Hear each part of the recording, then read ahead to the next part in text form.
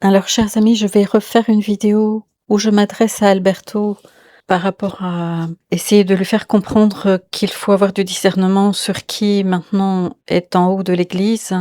Hem, je vais vous faire écouter juste, quelques secondes de son intervention le 22 décembre 2023 après la sortie de Fiducia Supplicans où, en quelque sorte, on voyait bien qu'il était très mal à l'aise par rapport à tout ça, mais qu'il essayait de défendre, la position en disant que le pape François voulait être miséricordieux.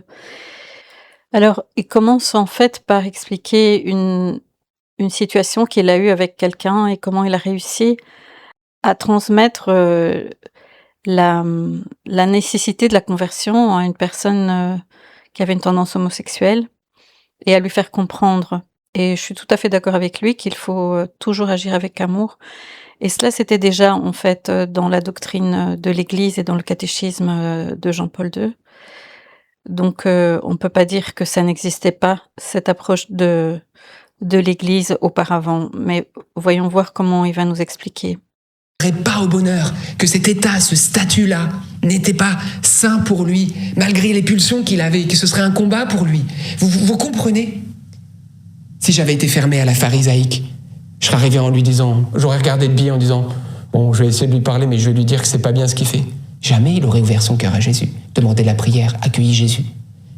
Et inversement, si j'avais une pastorale laxiste, si je ne lui avais pas annoncé le salut et la conversion, le changement, il serait reparti dans le même état, frères et sœurs, et j'aurais cautionné son état, et j'aurais été coupable. Vous comprenez l'enjeu? Et donc le pape François, il veut manifester la miséricorde. Alors il se dit comment faire? Vous voyez? Et en même temps, il y a la doctrine. Vous voyez, donc c'est ça l'enjeu. Alors, en fait, il part du départ que le pape François veut montrer la miséricorde, mais d'abord, il n'est pas pape. Benoît XVI n'a pas démissionné et deuxièmement, celui qui l'a mis en haut de la congrégation de la doctrine de la foi, peut-être certaines personnes ignorent qui il est, mais je vous laisse écouter donc une vidéo qui va vous donner un peu plus d'éléments. C'est parfois bon de discerner qui est là-haut.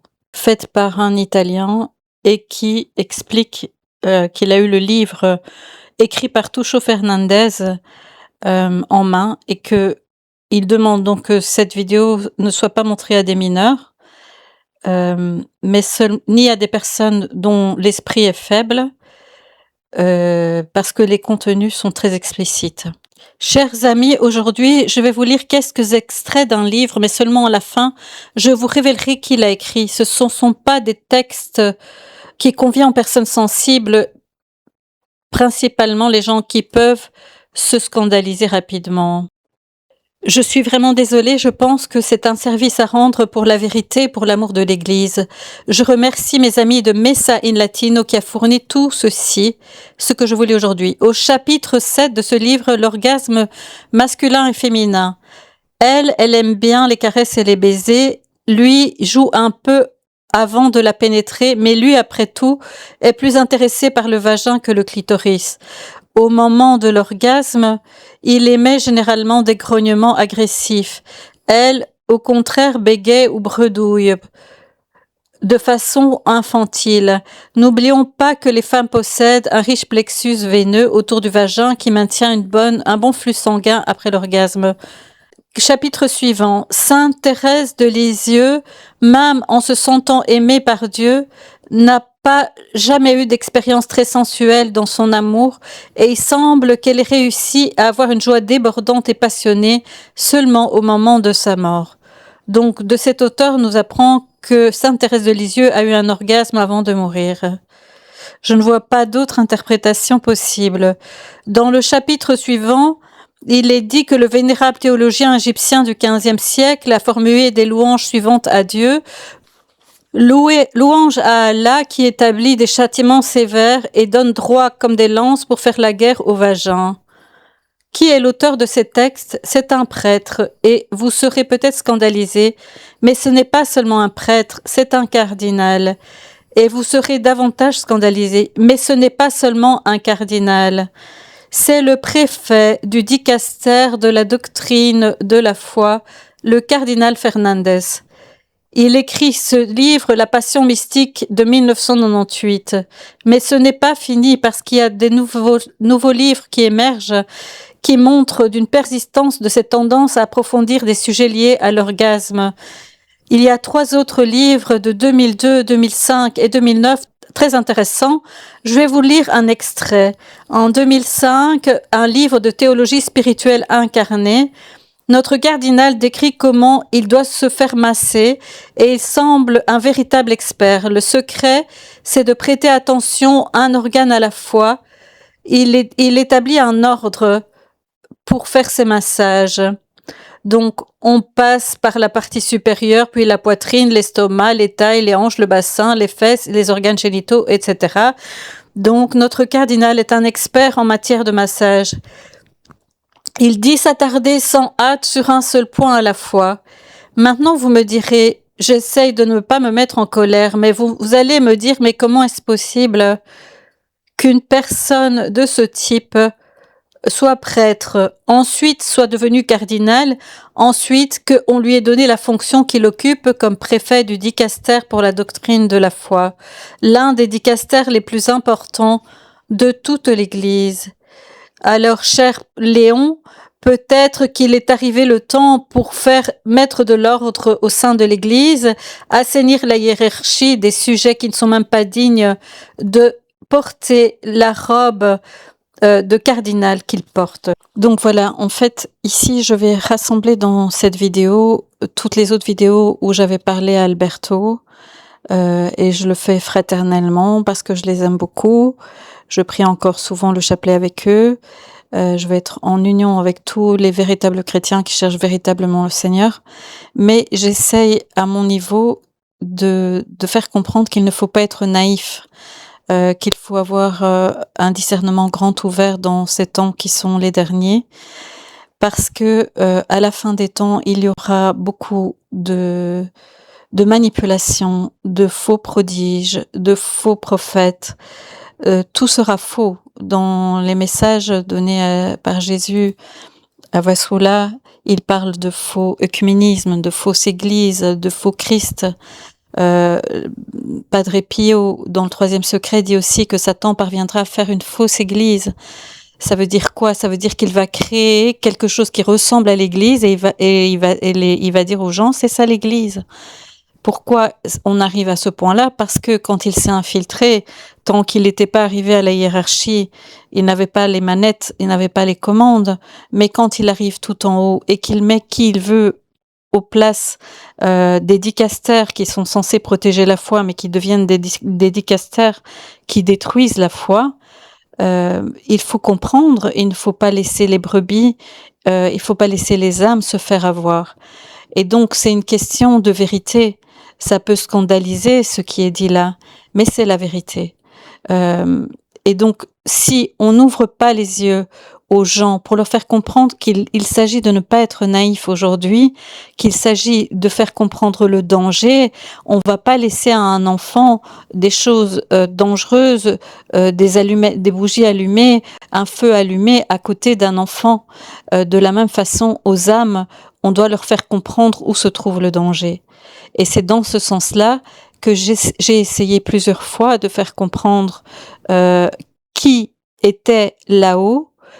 Et je vous invite, je vous supplie de voir la playlist faite par le Père Giorgio Maria Faré, qui s'appelle Crise de l'Église, parce que cette playlist vous montre comment la franc-maçonnerie, le communisme ont infiltré l'Église et avaient planifié d'atteindre la papauté. Et maintenant, ils y sont parvenus. Tout ceci a été prophétisé. Marie-Julie Jaini, stigmatisée bretonne, parle de 2 antipapes vermoulus à la fin des temps. Nous sommes bien dans cette situation. Il y a de nombreuses preuves. Maintenant, au moins, gardez-vous d'être naïf et éveillez-vous dans les armes spirituelles. Priez Saint Michel Archange, priez les saints martyrs, priez les saints comme Anne-Catherine Emmerich et Sainte Philomène qui vous sont donnés et Saint Louis-Marie Grignon de Montfort, pour pouvoir discerner, heu, quel temps nous vivons et ce à quoi nous sommes confrontés aujourd'hui dans l'Église et donner les armes autour de vous, aux âmes, pour rester fidèles au Seigneur, à sa doctrine, parce que seuls ceux qui resteront fidèles jusqu'au bout et jusqu'au sang, pourront être sauvés. Depuis un certain temps, depuis l'accession au trône de celui qui a dit: «Qui suis-je pour juger par rapport à cela?» Ici, dans ce site Marc chapitre 13 dont je vais vous mettre le lien, cardinal Schönborn, que tout le monde considérait comme quelqu'un de conservateur, ils se sont bien trompés, parce qu'il a placé un homosexuel habitant avec son ami comme conseiller paroissial. Ça a fait la polémique en Autriche. Et concernant l'Eurovision, il a félicité un gagnant autrichien qui s'appelait Conchita pour avoir gagné l'Eurovision, et c'était un transgenre. Alors, voici ce que Jésus dit dans La vraie vie en Dieu.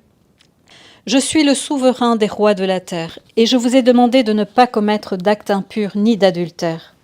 L'adultère a été raffiné de telle manière par Satan qu'il a perdu sa signification, à la fois dans les ordres ecclésiastiques et dans la laïcité. Mon endurance à votre péché est maintenant parvenue à sa fin. Car à ceux qui ont recherché les pouvoirs blasphématoires de Satan et les ont érigés en bannière pour effacer ma divinité et ma sainteté et mon saint sacrifice, je vous dis, c'est votre faute si mon nom est blasphémé parmi les impies. Vous avez souillé mon sanctuaire en ordonnant des hommes pervertis par des passions dégradantes. Tous pareillement souillés, ils ne me craignent pas. Aussi, si aujourd'hui les impies commettent l'adultère en trouvant cela naturel, c'est à cause de la grande permissivité dans mon Église, accordée suivant les instructions de la bête, dont le but est de falsifier la vérité. Comment se fait-il que vous oubliez si facilement que vos corps sont membres de mon corps ? Je voudrais vous voir exempt de perversion, puisque vos corps sont le temple de mon Saint-Esprit. Moi, votre Dieu, je voudrais vous voir vivre saint, puisque je suis saint. Création, en me reconnaissant comme ton Dieu, tu serais capable de reconnaître ma loi, et ainsi de la suivre. Mais beaucoup d'entre vous ont échoué, et vos cadavres jonchent maintenant ce désert. Je ne vous ai pas commandé de pécher. Alors pourquoi utilisez-vous votre liberté d'une façon qui s'avère un piège pour votre âme ? Priez-moi afin que je puisse vous pardonner, sinon vous serez perdants. Le mariage doit être honoré et vécu saintement. Je suis le Seigneur, et je vous ai appelé à vivre une dévotion de paix, d'amour et de sainteté. Je vous ai appelé à moi à jamais. Je vous ai appelé pour vous fiancer avec ma tendresse et mon amour. Ce n'est que lorsque vous comprendrez que vous êtes à moi et que vous êtes mes fiancés, que vous cesserez de pécher et de commettre l'adultère envers moi.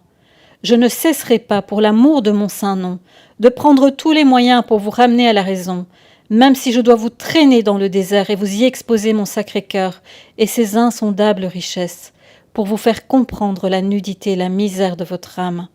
Alors, comme un rouleau, je vous déroulerai toute ma connaissance, afin que vous renonciez à votre péché.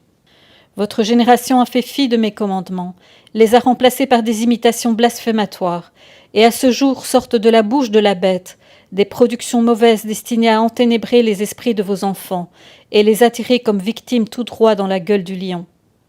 Persuadant leurs jeunes esprits d'adorer la première bête et de servir des dieux faits de main d'homme, accordons à ceux-ci l'honneur et le respect qui m'étaient destinés. Je vous dis en vérité, pour les insoumis qui ont refusé de prendre mes commandements comme leur guide et qui leur ont préféré la dépravation, pour eux, à la fin, il y aura le feu. Ô heureux les soumis de cœur, ils atteindront la perfection. Aussi je vous dis, ne soyez pas insoumis à la crainte du Seigneur. Voilà, le Seigneur, il allie miséricorde et justice.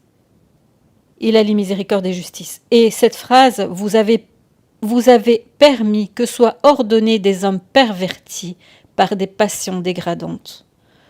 Voilà, donc il est clair que ce n'est pas permis d'avoir de la permissivité dans l'Église. Et ce n'est pas permis de prendre le mensonge pour la vérité et la vérité pour un mensonge. Que votre oui soit oui et que votre non soit non. De nombreuses conférences épiscopales ont refusé Fiducia Supplicans. Le cardinal Zen a demandé la démission de Tucho Fernandez. Il y a aussi le cardinal Müller qui a dit que c'était un blasphème contre Dieu, cette déclaration fiducia supplicans. De nombreux évêques de différents endroits ont refusé, surtout les Africains, les Camerounais, mais aussi ceux des Pays-Bas et aussi ceux... le cardinal Sarah a dit que fiducia supplicans c'était une hérésie. Les évêques des Antilles françaises également interdisent la bénédiction des couples homo. Alors, vous voyez qu'il y a eu une bonne résistance dans l'Église catholique à ce document qui était juste scandaleux.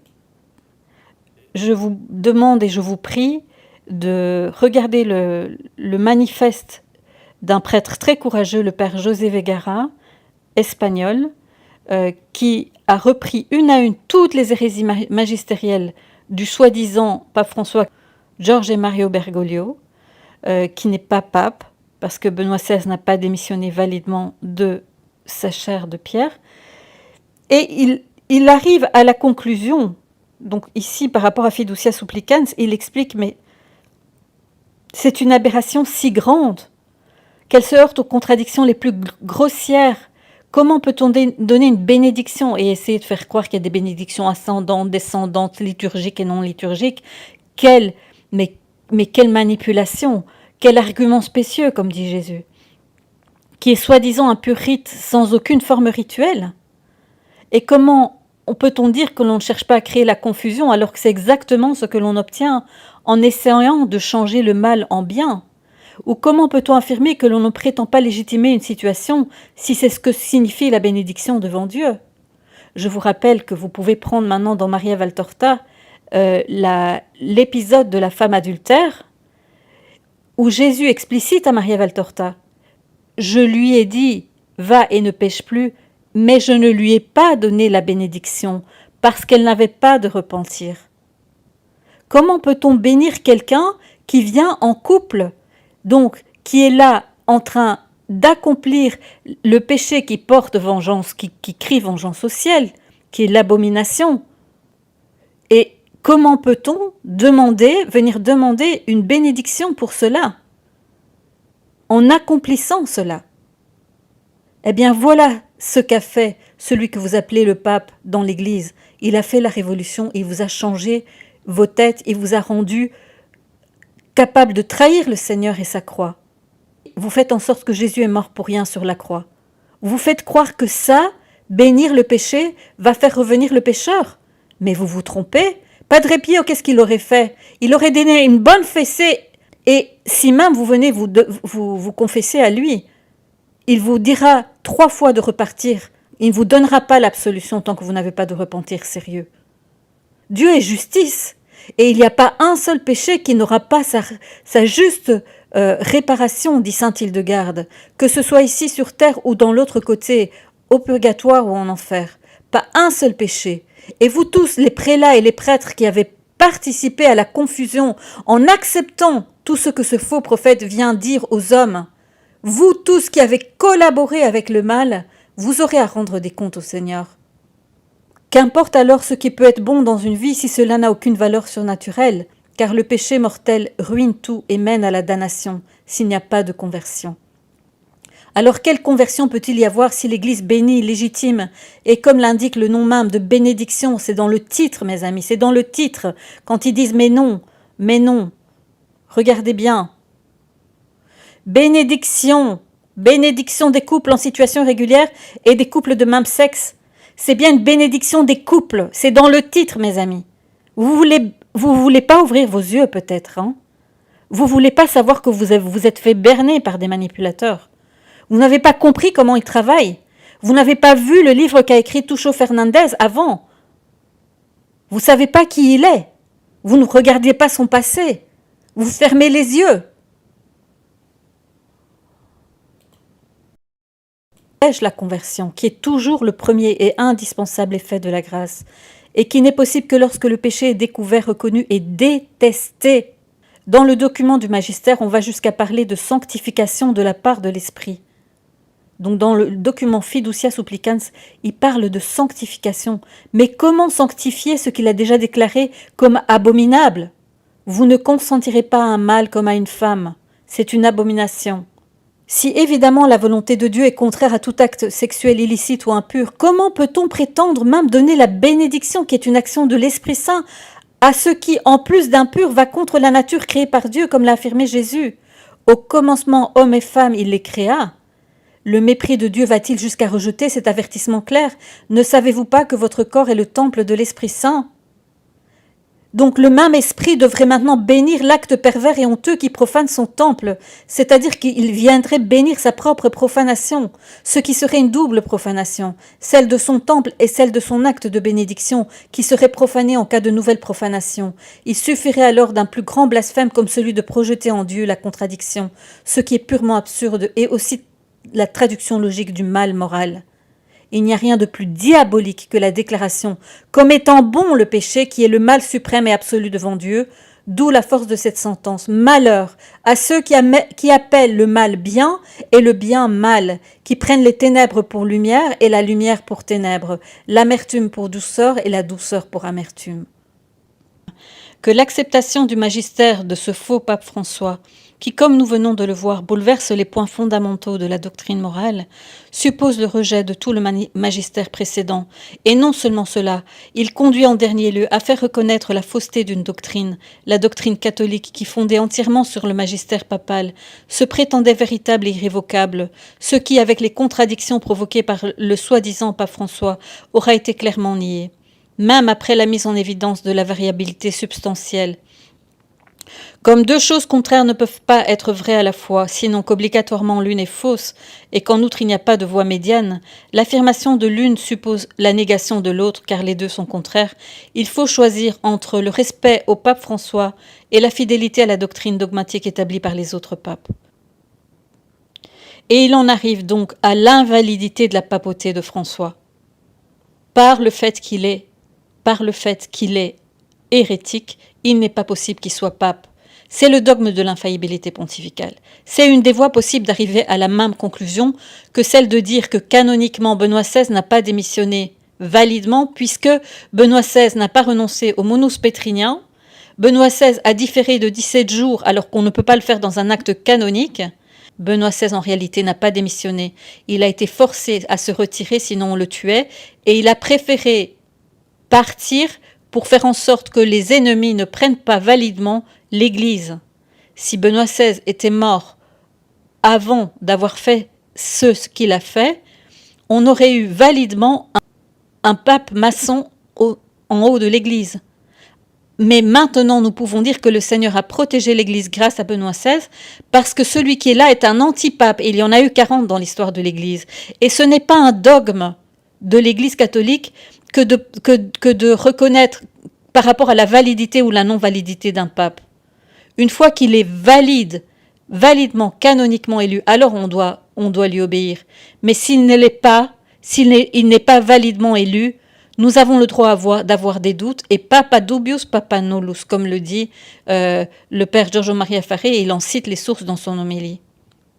Donc, il est faux de dire que ceux qui remettent en cause la validité du pape François sont des schismatiques ou des caïns, comme le dit le père Iannuzzi.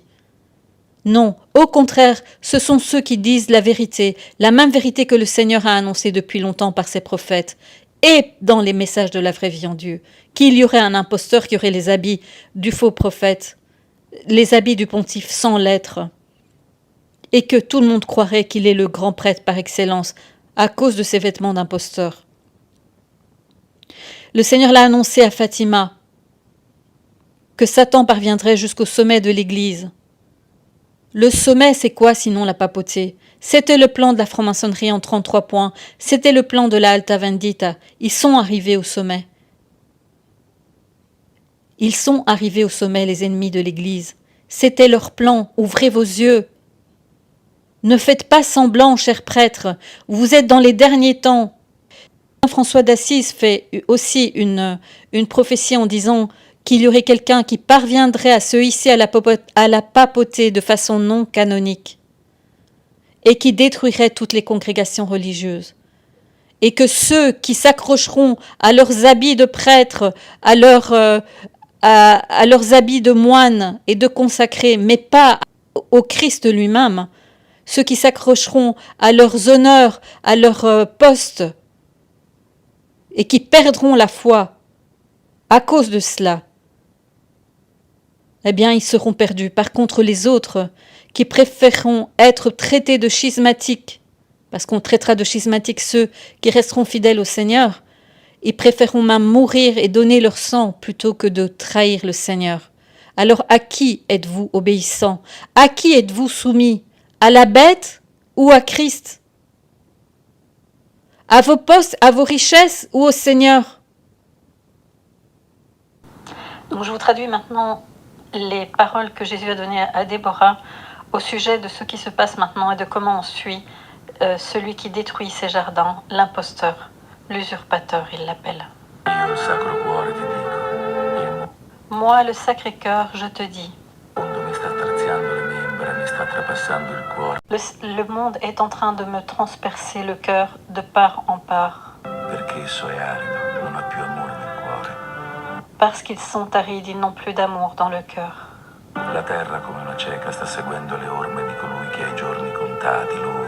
La terre, comme une aveugle, est en train de suivre celui qui a les jours comptés, celui qui est l'usurpateur de mes jardins. Ma fille, quel calvaire! Mes plaies et mon corps sont sanguinolents. Veux-tu participer à mon couronnement? Ma douleur sera maintenant sur toi. Aime-moi afin que, à partir de maintenant, nous soyons une seule chose. Ma fille, c'était une journée chaude, la journée de ma condamnation. Mes chairs tombaient en morceaux de tant de blessures.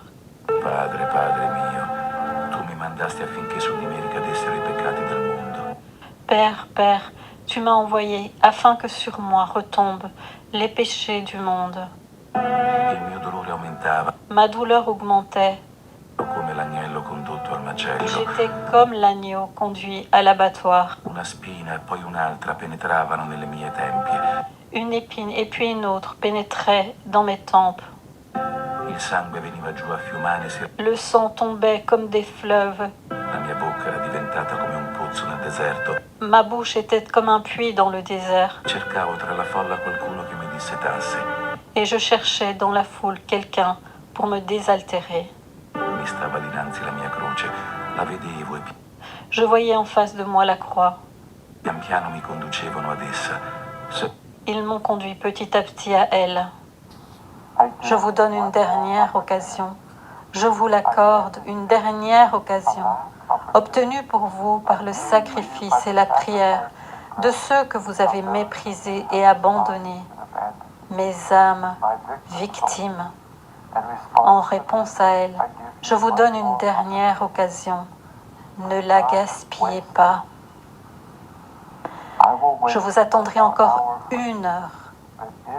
Mais si vous ne répondez pas, si vous ne m'écoutez pas, je poursuivrai mon plan en vous écartant pour que vous ne causiez pas plus de dégâts par votre inaction. J'ai besoin de votre aide, mes fils. Je vous ai appelés, je vous ai créés pour cette heure, afin que vous m'aidiez, que vous aidiez vos frères, pour que vous me portiez aux âmes qui en ont le plus besoin, pour que vous protégiez mes brebis, pour qu'avec ma puissance et mon autorité, vous les libériez des griffes de Satan, pour que vous apportiez ma paix et mon espérance dans les ténèbres du désespoir, pour que vous nourrissiez mes brebis, pour que vous les guérissiez. Fils, c'est un travail très ardu, épuisant. Vous donnez votre vie à chaque minute, à chaque pas. J'ai besoin de vous. Réveillez-vous, mes fils. Voyez ce qui se passe en vérité autour de vous. Sortez des miasmes de l'ennemi, de ses confusions et de ses séductions. Ma voix est claire, directe. Le oui qui est oui, le non qui est non. La vérité est la lumière. Vous êtes entouré de mensonges. On vous a menti. Vous avez absorbé ces mensonges qui sont si nocifs parce qu'ils obscurcissent la vérité. Et en obscurcissant la lumière de la vérité, tout votre être est obscurci et vous êtes facilement distrait. Vous devenez complètement inoffensif pour mon ennemi. J'ai besoin de fils guerriers, des prêtres, des soldats, sans peur, au combat. Je vous ai donné une épée le jour où vous avez été consacré à moi, à mon service dans mon temple. Mon temple, qu'en avez-vous fait? Je vous ai donné une étole blanche et pure. Dans quel état est-elle maintenant? Et vos mains consacrées et ointes, à quoi les avez-vous utilisées? Où est votre foi, mes fils? Au lieu d'être la flamme forte et invincible qui vous donne vie et chaleur et qui vous fait de vous de vrais collaborateurs, vous l'avez laissé s'éteindre. Je ne vois qu'une petite flamme ici et là, si pauvre et si faible.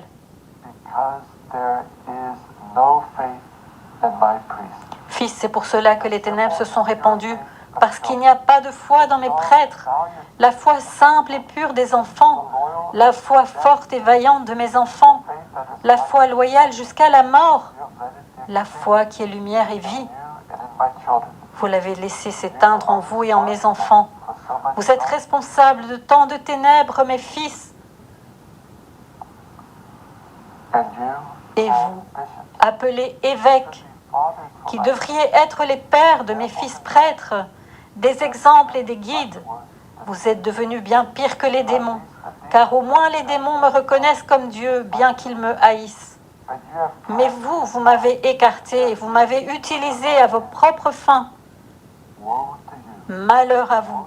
Malheur à vous si vous ne reconnaissez pas cette dernière occasion, si vous ne vous tournez pas vers moi, si vous ne reconnaissez pas votre culpabilité et votre responsabilité. Oui, vous portez une terrible responsabilité, gigantesque, et je vous demanderai des comptes. Personne ne se moque de moi. Personne ne profite de moi. Vous êtes tellement aveuglés que vous ne voyez pas comment vous êtes utilisés et manipulés.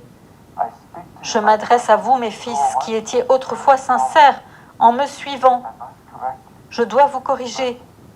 C'est de la miséricorde. Je dois vous réveiller. C'est de la miséricorde. Je dois vous secouer. C'est la justice. Je suis votre Père et j'ai de la miséricorde.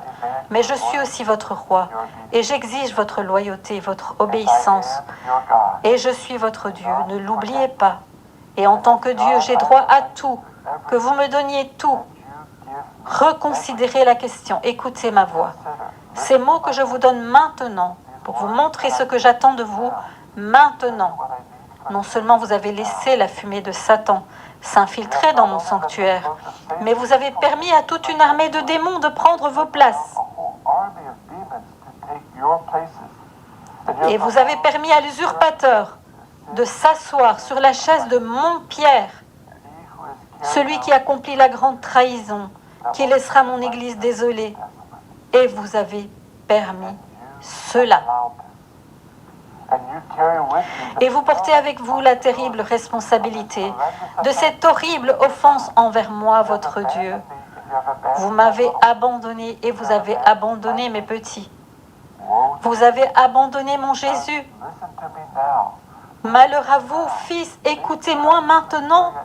Tournez-vous vers moi maintenant. Laissez derrière vous vos critères. Recevez ma lumière. Vous êtes dans les ténèbres. Vous ne vous en rendez pas compte. Mais moi, votre Dieu, j'ai pitié. Moi, votre Père, j'ai pitié de votre aveuglement, de votre famine, de votre nudité. Je vous offre ces paroles afin qu'en elles vous m'entendiez et qu'avec elles vous habilliez et que vous nourrissiez d'elles. Hâtez-vous, mes fils, il n'y a plus de temps. J'ai besoin que vous soyez complètement à moi. Ne résistez pas à ma voix, mes fils. Je vous parle en tant que votre Père, mais bientôt je parlerai en tant que Dieu tout-puissant et unique, le Seigneur Dieu des armées, celui qui est l'unique. Personne ne peut résister à cette voix. Avant ce tonnerre dévastateur qui démolira, fera tomber toute présence de l'ennemi et tous ceux qui l'ont choisi plutôt que moi, je vous donne cette dernière opportunité. Je vous rappelle le dicton bien connu. Qui court avec les loups apprend à hurler. Vous n'avez pas reconnu les loups qui vous entourent. Vous les avez reçus comme de vrais bergers. Et au lieu de ne dire que mes paroles, ma vérité, vous les avez laissés hurler. Et vous avez commencé à les imiter aussi. Tenez-vous debout, mes fils. Mettez-vous en garde. Réveillez-vous. Combattez. Défendez ce que je vous ai confié. C'est le dernier appel. Je vous veux dans mon armée. Maintenant. J'ai mon plan et ne m'en empêchez pas. Ne m'en empêchez pas. Souvenez-vous que vous êtes des serviteurs, que vous êtes des fils. Et en tant que tels, vous me devez obéissance et fidélité. Une fois que vous serez levés, relevez vos frères prêtres. Rappelez-vous que je suis votre chef. Je suis celui qui vous unit. Je suis votre chef et votre capitaine. Votre heure est passée. La mienne commence maintenant. Mon heure, l'heure où mon plan est révélé pour ce qu'il est, infini, puissant, inébranlable et radiant. Pendant des années, vous avez été sourds à ma voix qui s'exprime par ces petites voix, dispersées dans le monde et dans chaque âge de l'Église, pour le bien de tous mes enfants. Vous les avez mises de côté, les considérant comme superflus, comme des imaginations d'esprit instables. Mais maintenant, j'unis ces voix dans ma voix de tonnerre. Ma voix tonnera jusqu'aux extrémités de tout ce qui est créé. Ma voix atteindra les profondeurs les plus profondes. Tout ce qui existe ressentira le tonnerre de ma voix. Je suis le seul à pouvoir dire assez. Le grand assez qui vaincra les œuvres de Satan. C'est moi, votre Dieu, qui le dirai. Et je vous appelle à reprendre vos places dans mon armée, à élever avec moi votre voix dans ce grand cri. Je vous attends, mes fils, 1 heure de plus, pas plus. Je vous attends depuis longtemps et il n'y a plus de temps à perdre. Mettez de l'ordre dans vos maisons, mes fils. Je suis en train de venir et je rendrai visite à chacun d'entre vous. Êtes-vous prêts pour ma visite? Non. C'est pourquoi je viens vous réveiller, pour que vous vous prépariez, pour que vous vous souveniez de votre Abba et de votre véritable vocation. Fils, levez-vous maintenant. Mon plan avance inexorablement, un plan de miséricorde et de justice, un plan de bonté et de puissance. Mon plan pour reconquérir mes enfants, mon Église et toute ma création. Ma création. Écoutez-moi, mes fils. Tenez-vous debout. Votre Abba, votre Père qui vous aime, votre Seigneur et votre Dieu, celui qui est, qui était et qui vient. Amen. J'arrive. Chers amis, je fais cette vidéo rapidement parce que, au sujet de Medjugorje, parce que je vois que NDML a publié une vidéo très enthousiaste en disant que Medjugorje est reconnu. Je crois qu'ils n'ont pas lu le texte qui a été publié sur le site du Vatican au sujet de Medjugorje. Alors je vous laisse écouter son enthousiasme, vous l'avez déjà certainement entendu par ailleurs. Hein. L'Église catholique vient de reconnaître officiellement le sanctuaire de Medjugorje où je me retrouve aujourd'hui. Le pape vient de donner le verdict nihil obstat, c'est-à-dire aucune opposition de l'Église. C'est le plus haut degré de reconnaissance que l'Église peut donner aujourd'hui à un sanctuaire d'apparition de la Vierge Marie. Tout d'abord, je voudrais vraiment vous montrer comment c'est les normes de l'Église catholique. Je veux dire pas de la fausse Église, mais comment c'est du temps de Jean-Paul II et de Benoît XVI quand il y a des apparitions. Le nihil obstat, c'est une nouvelle invention de Tucho Fernandez. Quand il y a des apparitions, soit il y a un constat de supernaturalité, soit il y a un constat de non-supernaturalité, soit il y a non-constat des supernaturalités.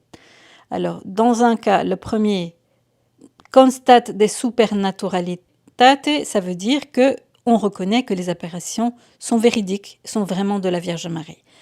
Constat des non supernaturalités, ça veut dire qu'on dit qu'elles ne sont pas de la Vierge Marie. Et quand on disait non constat de supernaturalitate, alors là, on dit c'est pas évident, on ne sait pas si c'est authentique ou pas, mais on ne se prononce pas. Donc il n'y avait que 3 possibilités. Alors depuis les inventions du nouveau faux dicaster de la doctrine de la fausse foi, voilà ce qu'ils ont intégré très très astucieusement comme nouvelle norme. Regardez bien, il y a 6 choses possibles. En bas, c'est déclaration des non supernaturalitate, donc ça c'est vraiment, il n'y a pas de supernaturalité.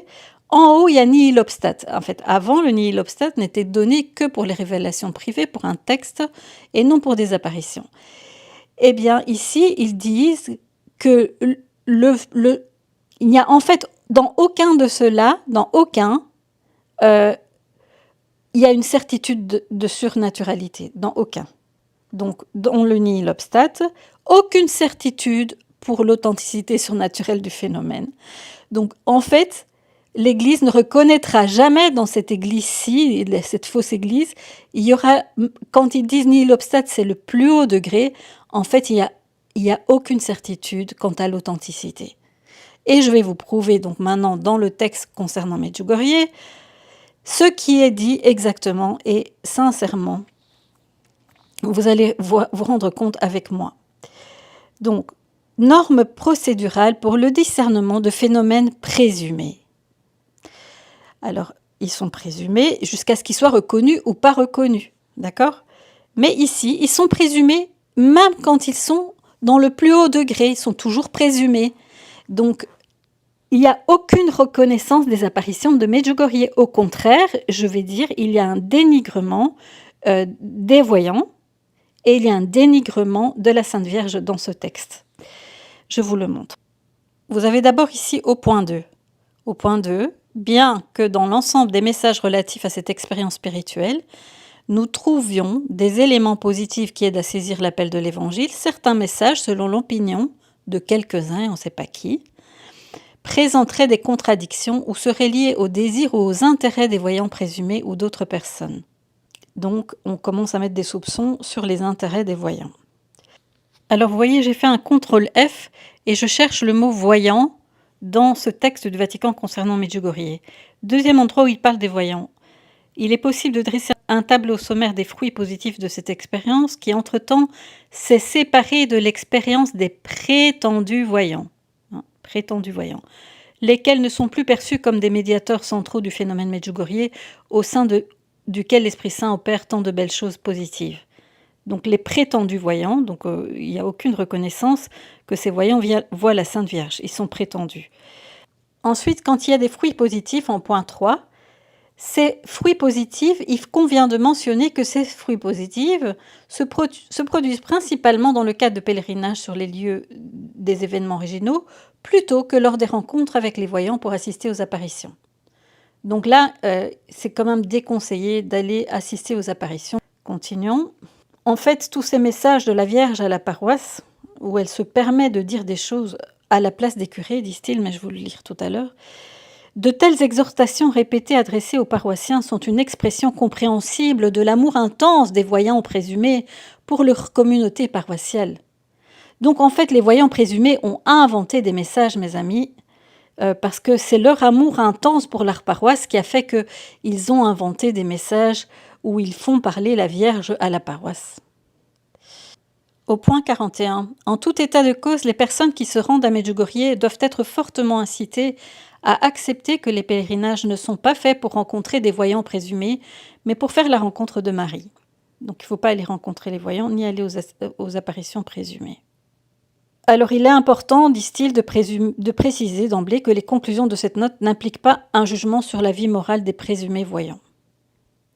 Voilà, on a parlé des voyants, et jusqu'ici, les voyants, d'habitude, la recherche sur les apparitions, si vous connaissez l'abbé René Laurentin, pour voir l'authenticité des apparitions, c'est autour des voyants que tout doit se passer. On fait la recherche pour voir si, quand on les pique avec des aiguilles, ils continuent de bouger ou pas. Il y a une recherche scientifique. On essaye de voir les phénomènes surnaturels, s'ils sont vrais ou pas. C'est ça une vraie recherche sur les apparitions.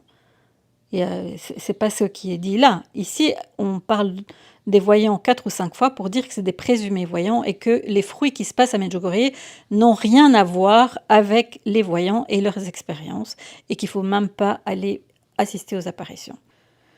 Alors vous voyez ici toujours au point 2, à la fin, ils disent « En outre, le lecteur doit garder à l'esprit que chaque fois qu'il est fait référence dans cette note à des messages de la Vierge, cela s'entend bien sûr par toujours de messages présumés. » Voilà, c'est des messages Mario présumés. Alors donc, en gros, ils sous-entendent que les messages, ils ont été inventés par les présumés voyants. Il y a beaucoup de beaux messages que les voyants présumés ont inventés, mais bon, il y a quand même des clarifications nécessaires pour ces chers voyants qui ont inventé beaucoup de messages. C'est que il y a des contradictions, quand même, dans tous les messages qu'ils ont inventés.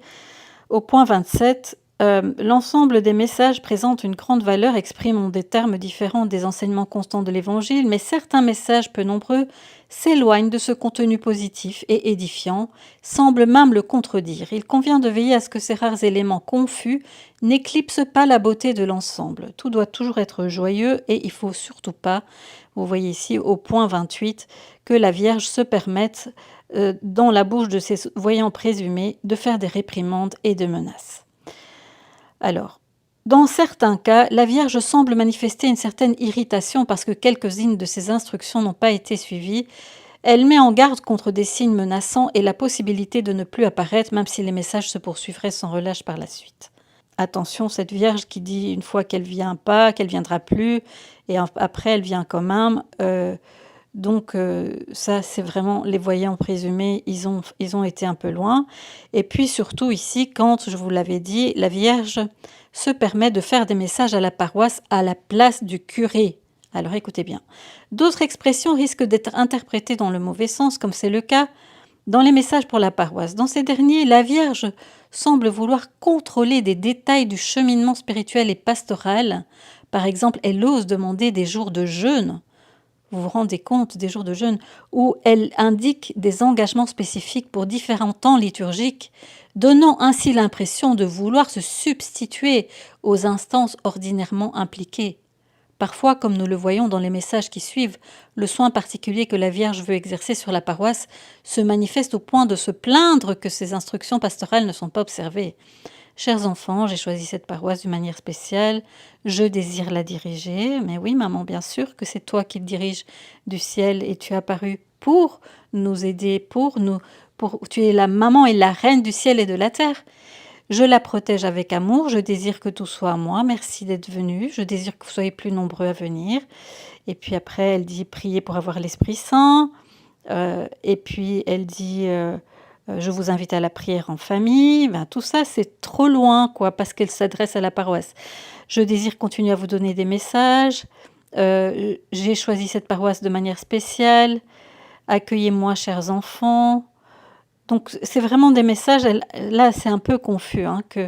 Alors, de telles exhortations répétées adressées aux paroissiens sont une expression compréhensible de l'amour intense des voyants, présumés pour leur communauté paroissiale.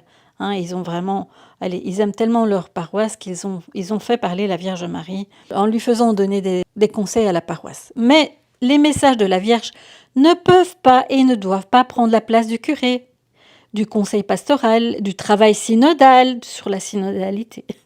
Ils ne doivent pas remplacer le travail du synode sur la synodalité. Vous comprenez ? Parce que si la Vierge ose dire autre chose que le synode sur la synodalité, alors vraiment, là, chers voyants, vous avez inventé quand même des choses un peu ardues. Alors, continuons. Alors, apparemment, la Vierge insiste trop sur le fait de devoir écouter les messages qu'elle donne. Ils disent ceci, au point 30, « En dehors des fréquentes exhortations aux fidèles de la paroisse, la Vierge semble en général promouvoir l'écoute de ces messages avec une telle insistance que parfois, cette invitation ressort plus que le contenu des messages eux-mêmes. Chers enfants, vous ne vous rendez pas compte des messages que Dieu vous envoie. Vous ne vous rendez pas compte de tous les messages que je vous donne. » Alors quand elle dit ça risque de créer chez les fidèles une dépendance et une attente excessive qui finirait par occulter l'importance centrale de la parole de Dieu, évidemment. Elle prend la place de la parole de Dieu. Alors ils finissent en disant: «Il est raisonnable que les fidèles, faisant preuve de prudence et de bon sens, ne prennent pas ces détails au sérieux, ne les écoutent pas». Vous ne devez pas écouter la Sainte Vierge quand elle insiste, qu'elle vous demande de l'écouter. Vous ne devez pas écouter ces détails où la Vierge est menaçante. Vous ne devez pas écouter quand elle va parler de châtiment, mes amis. C'est que de la joie, c'est que de la joie, il y a que le paradis, l'enfer n'existe pas. Ça, ça correspondra pas au synode sur la synodalité. Alors, la Vierge Marie, par elle-même, elle nous invite à relativiser ces messages. Elle énonce clairement, en effet, que ce qu'il faut écouter, c'est l'Évangile. Elle demande souvent que ces messages soient écoutés, mais en même temps, elle les soumet à la valeur incomparable de la parole révélée. Alors, dans les messages qu'il donne, c'est pas des messages où elle dit « Ne m'écoutez pas, allez écouter l'Évangile ». C'est là où la Vierge dit qu'il faut juste pas écouter les mensonges des gens qui racontent autre chose que son fils. C'est-à-dire, n'allez pas écouter Tucho Fernandez qui est en train de vous raconter qu'on peut bénir les couples homo.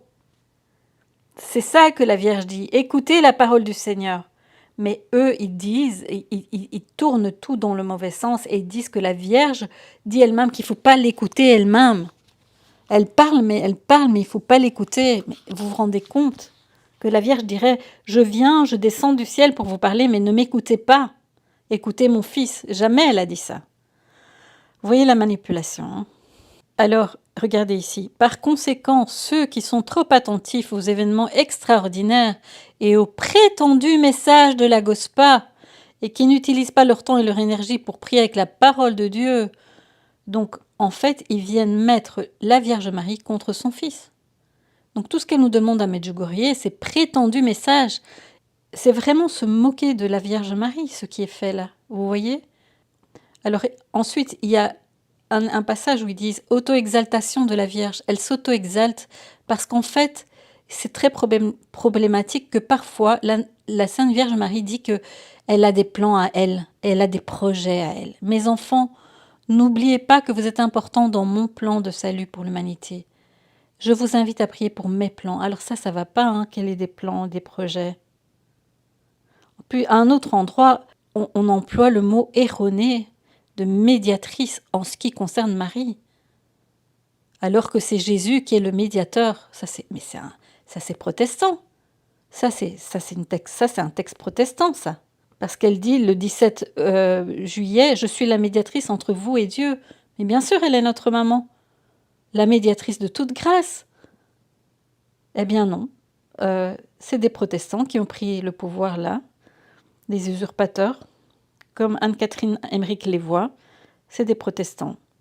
Alors, utilisée de cette manière, l'expression médiatrice conduirait à tout attribuer à Marie, à tort à attribuer à Marie une place qui est uniquement réservée à son Fils, Dieu fait homme. Et elle contredirait en fait ce que la Sainte Écriture affirme en disant qu'il y a un seul médiateur entre Dieu et les hommes et c'est le Christ.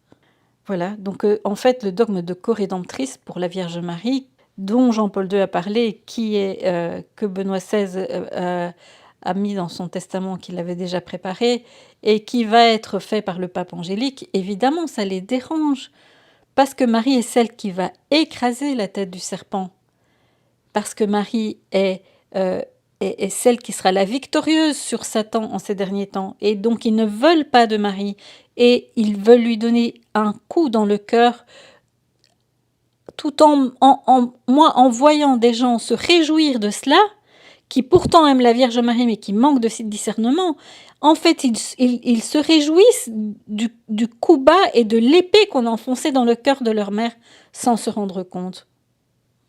Alors, vous voyez, en fait, à la lumière de tout ça, il y a des textes qui sont moins importants et doivent être lus avec prudence, donc vous allez pouvoir choisir. Il y aura des bons textes, tous ceux qui appellent à la paix, à la joie, qui sont gentils, qui ne touchent pas au synode sur la synodalité qu'on va bientôt vous donner. Tant qu'on ne parle pas ni de menaces, ni de châtiment, ni d'enfer et tout ça, ni de justice de Dieu, ni de corédemption pour la Vierge Marie, etc., ça leur ira. Hein. Tout ce qui est ces messages-là, les présumés voyants peuvent les faire. Hein. Mais voilà, donc c'est pas du tout une reconnaissance de Medjugorje. Jean-Paul II a bien plus reconnu Medjugorje que ce qui est là.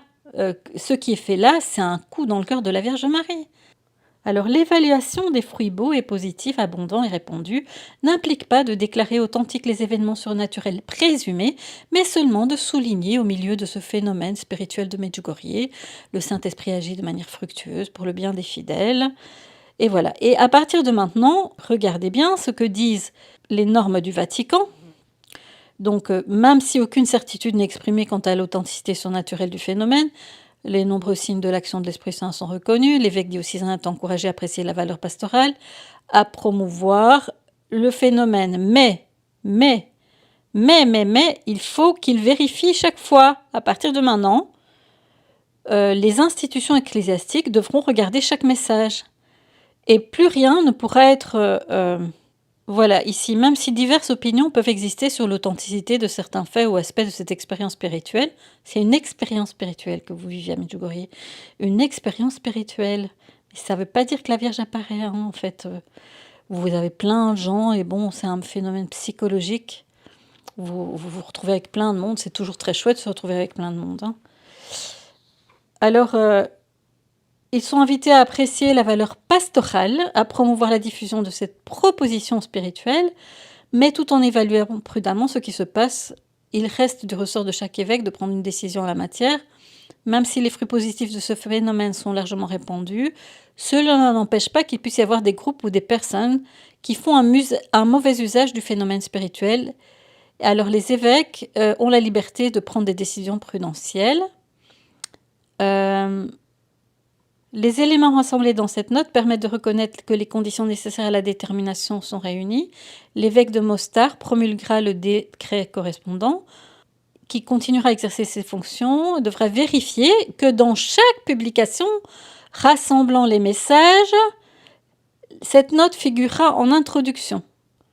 Il effectuera alors lui-même le discernement des messages à venir ou des messages passés pas encore publiés. Et il devra autoriser leur éventuelle publication. Attention, hein, quand il y aura les secrets qui vont bientôt sortir. Ils ont vite changé les normes parce que bientôt il y a les 10 secrets de Medjugorje. Et ces 10 secrets, ça contient des choses graves et importantes. Eh bien, maintenant, c'est seulement avec l'autorisation de l'évêque de Mostar qu'ils pourront publier ce qu'il y a dans les secrets. N'est-ce pas? Même les messages passés qui ne sont pas encore publiés. Vous voyez? Même les messages passés qui ont été donnés il y a 30 ans, tous les secrets là, et aux présumés voyants. Maintenant, c'est fini. La bouche est fermée là-bas. La Vierge ne peut plus parler, mes amis. C'est ça, cette note.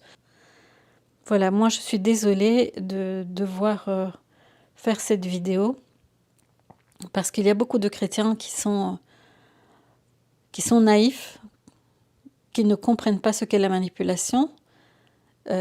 Et la manipulation, c'est qu'on tend un piège à des gens, ils tombent dedans et après, ils ne savent plus s'en sortir. Et les pièges, c'est par la flatterie, c'est par la séduction, c'est par la tromperie, c'est comme Satan a fait avec Adam et Ève. Et puis après, c'est comme une mouche qui se trouve dans une toile d'araignée. Après, on est emberlificoté, on ne sait plus s'enfuir. On est la proie du manipulateur. Parce qu'après, il devient persécuteur. Alors moi, mes amis, je vous dis, soyez bien sur vos gardes. Et chaque fois que cette fausse église va maintenant faire elle a changé les normes, mais vous avez bien compris, elle a changé les normes parce qu'elle veut surtout faire taire le ciel, parce que tout ce que le ciel a dit pour contrer leur plan, ça ne leur va pas. Donc désormais, Tucho Fernandez et Bergoglio, ils vont savoir dire voilà, ça me va pas. Alors, chers amis, je vais faire une réaction à la vidéo, au droit de réponse qu'Alberto a eu, et je le remercie de m'avoir parlé en tu, en utilisant mon prénom Emmanuel. Bien, moi aussi, Alberto, je vais te parler aussi en tu. Et tout en premier, je voudrais te dire Enno bahabak ktir ya akhi. Je t'aime, mon frère. Je prie tous les jours le chapelet avec vous en ligne et j'aime aussi le Seigneur et la Vierge Marie. Et donc c'est dans la charité fraternelle qu'il faut être dans la vérité parce que amour et vérité se rencontrent. Et depuis que Fiducia Supplicans est sorti, je suis très triste de voir que la façon dont vous avez pris position. Vous avez bien sûr montré que vous n'étiez pas d'accord avec tout ce qui sortait dans Fiducia Supplicans, mais en gros, vous essayez de ménager la chèvre et le chou parce que vous avez peur, entre guillemets, de quitter, si je me rappelle bien, peur de quitter l'Église. Il ne faut pas quitter l'Église. Et en fait, justement, l'année qui a précédé cette prise de position et l'année qui a précédé, vous avez tiré Anne-Catherine Emmerich comme sainte et je vous avais fait remarquer plusieurs fois qu'il fallait lire les écrits d'Anne-Catherine Emmerich. C'est pas pour rien que Jean-Paul II l'avait déclarée bienheureuse. Et Anne-Catherine Emmerich a une grande importance, et ses professions ont une grande importance pour comprendre justement cet aspect que vous dites, il ne faut pas quitter l'Église. Je vous invite, Alberto, vraiment, à aller voir. Voilà, je vous demande de venir voir cette playlist que j'ai faite d'émissions invalides de Benoît XVI. Il y a plusieurs vidéos intéressantes. Celle-ci que j'ai faite il y a très longtemps montre tout le complot qu'il y avait pour faire virer Benoît XVI avec la mafia de Saint-Gall et les puissances mondiales. Celle-ci que j'ai faite avec Cyril, elle montre exactement le plan ingénieux dans le droit canon que Benoît XVI et Jean-Paul II ont fait pour empêcher l'Église d'être infiltrée par la FM ecclésiastique qui avait comme but de monter tous les échelons de l'Église. Donc en gros, Alberto, voilà, la chose qui nous différencie, c'est que vous placez en disant que l'Église, c'est ceux qui sont maintenant, qui ont pris pour moi par imposture, pas que pour moi, pas pour le Seigneur, parce que toutes les prophéties le montraient. Le troisième secret de Fatima, c'était exactement cela. La Vierge Marie nous a avertis depuis longtemps. Le Seigneur nous a avertis dans Matthieu 24, quand vous verrez l'abomination de la désolation dans le sanctuaire, fuyez. Et l'abomination de la désolation et l'abolition du sacrifice perpétuel, ça va se faire très bientôt. C'est l'arrêt de l'Eucharistie, le changement des paroles de la consécration. Et pendant 3 ans et demi, la suspension du sacrifice perpétuel. Nous sommes donc dans des temps bien précis qui s'appellent la fin des temps. Je pense donc que vous connaissez la parole de Dieu, mais que vous ne faites pas assez attention aux prophéties. Et les prophéties que le Seigneur a données et qui sont validées, donc entre autres celle d'Anne-Catherine Emmerich, je reviens sur elle parce que vous avez reçu cette bienheureuse comme sainte pendant 1 année et c'était pour vous dire quelque chose, mais il ne me semble pas que vous ayez compris ce que ça voulait dire. Elle explique qu'elle voit 2 papes. Un pape qui vit dans un endroit reculé et voit peu de monde, il vit des temps d'angoisse terrible où le Seigneur et sa mère lui apparaissent. Et il m'a été demandé, dit Anne-Catherine Emmerich, de beaucoup prier pour lui parce qu'il souffre par rapport à l'Église. C'est un pape crucifié. C'est le vrai pape et il vit dans un endroit reculé. Il voit peu de monde, il a peu d'amis. Il est toujours au Vatican, mais pas dans l'endroit habituel, dit-elle. Et puis elle dit qu'elle voit aussi un faux pape qui construit une fausse église, où plein de gens arrivent, des gens de toutes les religions, des protestants, etc. Et tout le monde dit « Mon Dieu, que c'est merveilleux ici ». Et Dieu n'est pas là, dit-elle. Elle parle des démolisseurs. Les démolisseurs qu'elle voit avec un tablier et une truelle, qui sont donc les 2 symboles de la franc-maçonnerie. Et elle voit qu'ils démolissent l'Église par plusieurs coups. Donc elle explique déjà, il y a 200 ans, l'infiltration maçonnique, alors qu'ils n'avaient pas encore commencé à infiltrer l'Église à ce moment-là. Ça s'est passé du temps de Léon XIII. La Alta Vendita en avait parlé. Ça, je vous invite à écouter mes vidéos pour comprendre. Donc, le but de la FM ecclésiastique, de la FM, c'était d'infiltrer l'Église et de mettre, ils le mettent noir sur blanc, quelqu'un des leurs tout en haut de l'Église, de façon que les gens croiraient qu'ils suivent le pape et en réalité, ils les suivraient eux. Donc, nous devons faire attention. Nous devons pouvoir discerner quel temps nous sommes dans l'Église. Et c'est ça que, quelque part, moi, je te reproche, Alberto, à toi et à toute ta communauté. Vous avez beaucoup de gens qui vous suivent, mais il me semble que vous êtes en train de rater le discernement important, qui est le discernement des temps que nous vivons et de qui a pris la place de Pierre de façon invalide canoniquement, et ça s'est prouvé. Donc c'est prouvé, il y a même une requête au Vatican.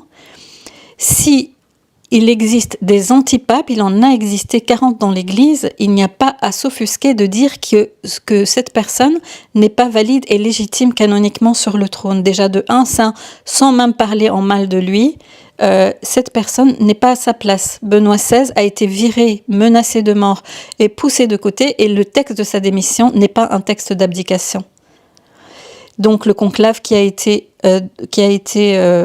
demandé est un conclave invalide. Et alors il y a des gens qui parlent de l'acceptation pacifique universelle, si tout le monde le reconnaît comme pape, c'est bon. Eh bien non, ça ne vaut pas pour un pape qui est non mort et non abdicataire. J'en ai fait une vidéo pour réfuter des lettres d'un prêtre du mouvement sacerdotal marial. J'ai fait 3 vidéos et je vous invite à le lire aussi, à écouter ces vidéos-là. Donc, ce qui nous différencie, Alberto, c'est exactement cela, c'est que vous dites, l'Église catholique a dit que maintenant il y a le nihil obstat. Et moi je vous dis, l'Église catholique, c'est jusqu'à Benoît XVI, parce que tout ce qui vient après et qui est mis en place par un imposteur est nul et non avenu au niveau canonique. C'est le droit de l'Église qui prévaut. Et donc, comme le Seigneur nous l'a dit dans Matthieu 24, mais aussi dans d'autres endroits où il dit celui qui passe par-dessus la clôture n'est pas le vrai berger. Il est un loup qui veut le mal pour les brebis. Et donc, celui qui passe par-dessus la clôture du droit canon, celui qui s'impose comme pape à travers les menaces et à travers les puissances mondiales.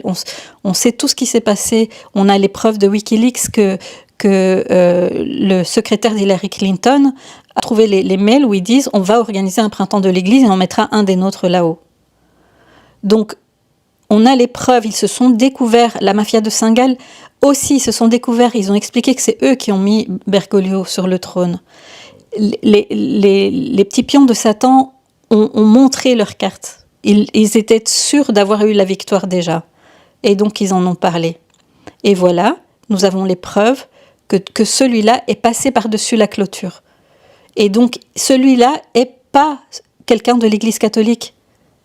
En plus, si vous creusez très bien, vous allez comprendre qu'il est FM lui aussi. Je l'ai montré dans plusieurs vidéos.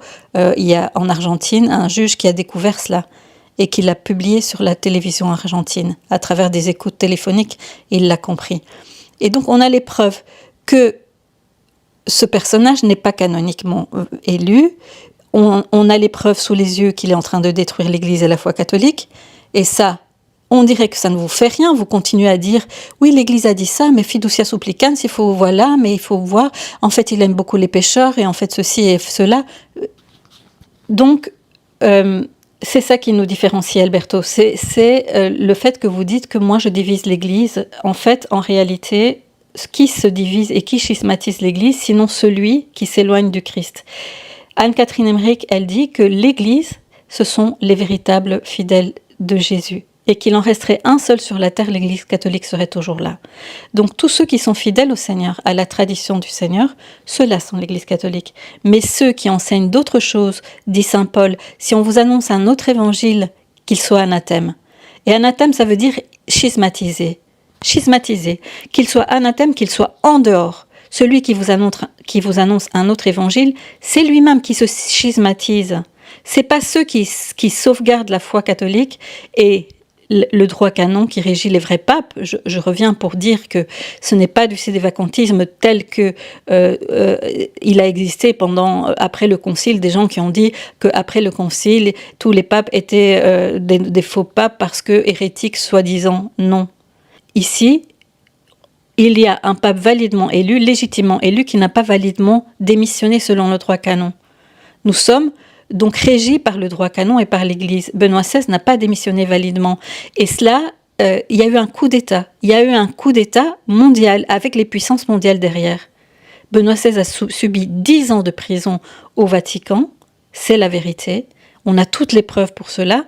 Il suffit de bien regarder les vidéos que je fais Et ce que je fais, ce n'est pas pour diviser l'Église, c'est pour sauvegarder le petit reste qui restera fidèle au Seigneur. Alors, par rapport à Marie médiatrice de toute grâce, j'ai été voir le texte de Jean-Paul II dans Redemptoris Mater, et Jean-Paul II dit quand même que Marie est bien une médiatrice entre Dieu et les hommes. C'est facile à comprendre comment Dieu a choisi, Dieu, Père, Fils et Saint-Esprit, a choisi de venir sur terre. Il a choisi de s'incarner dans le sein de la Vierge Marie. Donc sans elle, sans son oui, sans sa médiation, c'était impossible de venir sauver l'humanité. C'est son oui qui a permis qu'elle soit un moyen, une médiation pour que Dieu vienne à nous pour le salut. Et puis, quand on dit entre Dieu et les hommes, Jésus est Dieu lui-même. Donc Marie est la médiatrice entre Jésus et nous. Aussi, rappelez-vous Cana. Elle faites tout ce qu'il vous dira. Maman, s'il te plaît, obtiens-nous ça auprès de Jésus et sois la médiatrice entre moi et Jésus, maman. Jésus est Dieu. Donc Jésus, bien sûr, est Dieu lui-même. Il est le médiateur entre Dieu le Père et nous. Mais il est Dieu lui-même. Et tout cela, c'est clair quand même comme de l'eau de roche pour n'importe quel enfant même. Je veux dire, maman Marie, quand elle dit « Je suis la médiatrice entre Dieu et vous », c'est vrai, elle le dit à Medjugorje et c'est vrai. Elle l'est. Par rapport à la vidéo que j'ai faite, et pardon si j'ai fait 2 fois, pardon pour peut-être le jugement derrière de dire que tu es naïf, mais je pense réellement qu'un manque de discernement est gravissime, surtout quand on a beaucoup de gens derrière soi. Et je voulais quand même aussi vous faire vous rendre compte que les gens qui ont pris la place là-haut sont des gens très manipulateurs, qui se font passer pour des grands saints alors qu'ils ne le sont absolument pas du tout, et qui vous ont invité au Vatican. Là, vous avez fait tout feu, tout flamme, on est invité par le pape, mais ce n'est pas le pape. Vous êtes invité au Vatican, ce n'est pas le pape. Il n'est pas validement élu, renseignez-vous. Bien sûr que c'est choquant ce que je dis, mais c'est la vérité et ça a existé dans l'église des antipapes. Ça a existé, même Saint Hildegarde de son temps. Il y a eu un autre Barack Obama qui s'appelle Barberousse qui avait élu un antipape et Hildegarde s'est fâché sur Barberousse et sur l'antipape. Et donc, il n'y a rien de non catholique à faire savoir au monde les droits du vrai pape et de la vraie église. Surtout quand sous vos yeux, on vous voyait quand même la démolition de l'église. Alors par rapport à ce que la Vierge apparaît à Medjugorje, et ça vous fait rien de déclarer devant tout le monde qu'en fait à partir de maintenant, l'église depuis mai 2024 a décidé qu'elle ne reconnaîtrait jamais les apparitions. Ça vous fait rien de dire ça? Mais c'est pas l'église du Christ qui dit cela. L'église du Christ ne peut pas partir comme a priori que les apparitions ne seront jamais authentiques, ni authentifiées. Ça veut dire qu'on se moque de la Vierge Marie, et donc ça vous l'acceptez. C'est pour ça que je vous dis, en gros, vous vous réjouissez de quelque chose qui n'est pas à se réjouir. Non, ce n'est pas l'Église catholique de 1 qui a fait cette annonce. De 2, il n'y a pas de quoi se réjouir parce que la Vierge Marie est plutôt moquée et on se moque aussi des voyants. Et tout ce qu'on dit là, c'est dire oui, vous pouvez venir à Medjugorje. Mais il y a à la fin qu'à partir de maintenant, tous les messages seront vérifiés. Et les fameux secrets qui sont censés expliquer justement le 3e secret de Fatima, parce que dans les 10 secrets, il y a certainement le fait d'expliquer le 3e secret de Fatima. Et donc cette vérité-là ne pourra pas venir au jour. Elle ne pourra pas venir au jour parce qu'ils seront interdits de parler, ou alors ils décideront de parler malgré tout, malgré les interdictions des personnes haut placées. Alors, cette soumission aveugle de fausse obéissance au mensonge va vous faire perdre petit à petit la foi. D'abord, le dogme de l'infaillibilité pontificale qui dit qu'il n'y a pas de pape hérétique. Le pape, il n'y a jamais eu de vrai pape hérétique. Des antipapes peut-être, mais pas de vrai pape hérétique. Et donc, quand vous voyez l'hérésie sous vos yeux, vous ne pouvez pas continuer à dire « Oui, mais c'est quand même notre pape, il ne faut pas sortir de l'église, mais vous allez vous déchirer le cœur en 1000 morceaux. » Jésus n'a pas permis qu'il y ait de pape hérétique. Et notre dernier pape, c'est Benoît XVI. Et quand l'hérésie est là, c'est la preuve que la personne qui est là n'a pas été canoniquement élue et n'avait donc pas l'Esprit Saint et n'a pas reçu le monus pétrinien et l'assistance de l'Esprit Saint pour conduire la barque de Pierre. En plus, pour info, en plus de tout cela, il a été envoyé là par la FM pour détruire l'Église, de façon subtile, de façon très subtile, parce qu'il faut qu'il donne le manteau de l'agneau. Mais à l'intérieur, c'est un loup vorace. Et c'est pour ça que je vous dis que c'est très important de reconnaître ce qu'est la manipulation et la tromperie. Tout ce que vous avez devant vous au Vatican, c'est une tromperie. Il y a eu un coup d'État, quelqu'un qui a pris les habits du pontife mais qui ne l'est pas, quelqu'un qui s'est fait passer pour le pape mais qui ne l'est pas, et qui est en train de détruire l'Église, et tout le monde le suit. Et malheureusement, le Seigneur devra détacher de son corps toute cette lèpre de gens qui auront absorber les hérésies de cet homme. C'est pour ça que quand vous avez l'Esprit Saint, quand vous avez le chapelet, quand vous avez la Vierge Marie, vous devez vous accrocher vraiment à la parole de Dieu et pas faire des compromis avec votre foi. Vous devez dire la vérité, y compris si le martyre vous est donné. Et ne pas accepter de recevoir des flatteries et d'être invité dans des endroits où vous voyez que la personne est en train de détruire l'Église. Il vous faut intérieurement prendre distance pour vous et pour les gens qui vous suivent. Alberto, à Akita, très récemment, il y a le dernier message d'Akita qui est une apparition reconnue, qui dit qu'il y aura un pape antichrist qui livrera tout aux ennemis. Un pape antichrist, un Judas. Voilà, le pape Judas, le pape antichrist. Donc, soyez vraiment plein de discernement. C'est le moment d'avoir le discernement, et je le dis avec amour, et c'est pas pour schismatiser l'Église, c'est le moment d'ouvrir ses yeux et de ne pas se laisser emporter par la vague d'hérésie et de mensonges et de manipulations qui se trouvent être arrivées dans l'Église. Il faut prendre du recul, il faut être sage, il faut avoir du véritable amour du Seigneur et de la Vierge Marie, et pas accepter qu'on foule au pied la parole du Seigneur, et pas entrer dans les hérésies en disant « j'ai peur de quitter l'Église ». C'est la fausse Église, celle-là. Ce n'est pas l'Église, celle-là. La véritable Église, c'est celle qui reste fidèle au Seigneur. Rappelez-le vous. Et ceux qui restent fidèles au Seigneur, dit Tychonius, qui est un théologien du IVe siècle, à la fin des temps se retireront du milieu des faux frères. Ils se retireront, c'est eux qui feront la discésio. Comme Jésus le dit, fuyez dans les montagnes quand vous verrez l'abomination, c'est vous devez partir. Parce qu'en fait, il y a eu un hijacking de l'Église. Et donc, vous devez vous retirer pour conserver la foi, la véritable foi. Donc, c'est vous qui êtes l'Église. Vous n'êtes pas en train de quitter l'Église. L'Église, c'est vous. Vous qui croyez en Jésus. Et vous devez vous retirer de ceux qui croient plus en Jésus et qui ne font plus, qui n'acceptent plus sa parole et qui la déforment. C'est cela, la discésio de la fin des temps dont parle le théologien Tychonius. J'ai fait une vidéo à ce sujet qui s'appelle « Les raisons théologiques et eschatologiques du retrait de Benoît XVI en siège empêché ».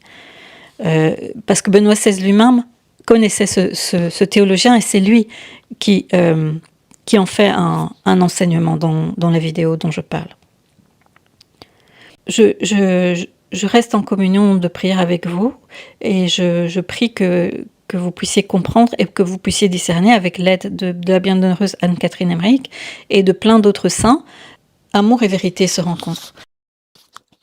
Voilà, chers amis, aujourd'hui, je vais faire une vidéo pour encore approfondir ce thème de la corédemption, montrer qu'il est biblique, montrer que dans encore d'autres révélations que celles que j'ai mentionnées hier, où il est question de la corédemption de Marie, mais encore plus, où il est aussi question que nous sommes appelés, et particulièrement les prêtres, à être des corédempteurs.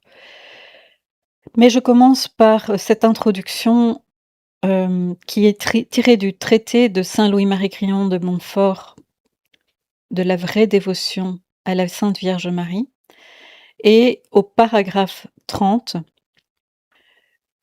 je voudrais tout spécialement dédier cette petite introduction à notre frère Alberto de la fraternité NDML qui, encore une fois, pour notre plus grande tristesse et désolation, a pris la défense de ceux qui diminuent le rôle de la Vierge Marie, de ceux qui la méprisent et l'attaquent. Et je lui lis ce passage du saint qu'ils ont choisi comme saint patron pour leur fraternité. Le signe le plus infaillible et le plus indubitable pour distinguer un hérétique, un homme de mauvaise doctrine, un réprouvé d'avec un prédestiné, c'est que l'hérétique et le réprouvé n'ont que du mépris ou de l'indifférence pour la très sainte Vierge, tâchant par leurs paroles et leurs exemples d'en diminuer le culte et l'amour, ouvertement ou en cachette, quelquefois sous de beaux prétextes, hélas. Alors je voudrais vraiment inviter Alberto à écouter attentivement un schisme épouvantable est annoncé à Tilly-sur-Seulles. Tilly-sur-Seulles n'est pas loin de Caen. Je vous invite à écouter toute sa présentation. Ce schisme a été annoncé à de nombreux endroits, parce que lui, il a parlé de Tilly, il a parlé de La Salette, mais on peut aussi parler d'Akita, de Fatima, d'Avola et de tant d'autres endroits. Je vous supplie, Alberto, c'est quelque chose que je dis, c'est très important de ne pas se laisser prendre par les flatteries, par le fait d'avoir entre guillemets les bonnes grâces de ceux qui sont à des hauts postes. Jésus le dit à Vassula quand il parle de l'abolition du sacrifice perpétuel, que c'est en leur donnant des honneurs que la bête de l'Apocalypse va avoir dans sa poche les prélats de haut rang, en leur donnant des honneurs. Une fois qu'ils l'auront reconnu comme tel, il les flattera et eux tomberont. Donc il faut faire très attention à prendre la défense de Dieu et de sa mère et non la défense de ceux qui méprisent Dieu et notre mère. Furent-ils à des hauts postes, même s'ils ont les habits de pape ou de cardinaux ou d'évêques? Il y a environ 8 mois, j'ai publié une vidéo qui s'appelle « Les apparitions d'Akita, pape, antichrist et dogme de Marie Corédemptrice ». Et dans cette vidéo, je reprends beaucoup de choses très intéressantes et je vous conseille d'aller la réécouter. Je vais mettre le lien en description de la vidéo. En tout cas, à partir de la minute 18, si vous voulez avoir ce que le père Teiji Yasuda, qui était le père spirituel de Sœur Sagawa, a écrit par rapport aux lacrymations de cette statue. Je rappelle que cette statue à Akita, c'est la statue de Notre-Dame de tous les peuples d'Amsterdam. Et il explique qu'en fait, il a compris par un événement mystérieux qui lui en a apporté la preuve que les 101 lacrymations de cette statue à Akita, de Notre-Dame de tous les peuples, venaient en fait rappeler la vérité sur la corédemption de la Vierge Marie. Et ce qui est assez surprenant, c'est que justement, il explique ceci dans son livre. Ce message devait rester caché car il était lié à un événement très grave pour l'Église, l'arrivée d'un faux pape, un pape antichrist, qui, comme Judas, vendrait Jésus et l'Église catholique aux ennemis et ridiculiserait le rôle de notre mère en tant que corédemptrice. Donc nous y sommes, les amis. C'est mis officiellement, ça a été d'abord par Bergoglio fait dans des petites homélies à gauche à droite où il disait que c'était des absurdités, mais maintenant c'est officiellement mis par Tucho Fernandez dans un document évidemment d'un faux dicaster pour la destruction de la foi qui n'a rien à voir avec l'Église catholique puisque ces papes ne sont pas papes et que l'Église catholique s'est arrêtée à Benoît XVI. Et ce qui est important, donc un pape qui ridiculiserait le rôle de notre mère en tant que corédemptrice.